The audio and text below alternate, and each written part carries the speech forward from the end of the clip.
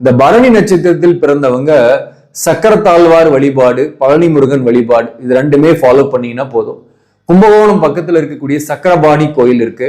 இந்த சக்கரபாணி கோவில்ல நீங்க சக்கரத்தாழ்வார் சன்னதி இருக்கு, அதே போல படுத்திருக்கக்கூடிய ரங்கநாதர் இருக்காரு.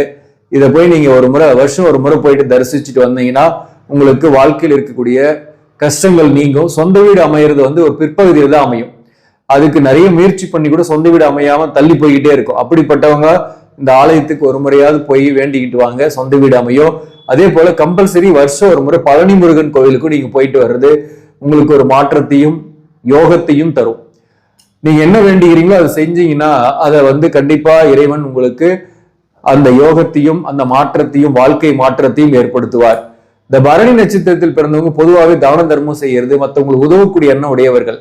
இவங்க நட்சத்திரத்துல தான் அடுப்பு பத்த வைக்கிறதெல்லாம் சரியான நேரம்.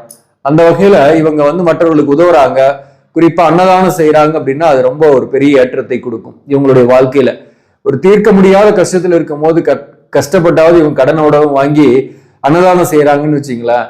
ஒரு இல்லாதவங்களுக்கு, உண்மையிலேயே சாப்பாடு இல்லாதவங்களுக்கு அன்னதானம் போடுறாங்கன்னா இவங்களுடைய கஷ்டம் மலை போல இருந்தாலும் அது பனி போல விலகிறதை இவங்களே பார்க்கலாம்.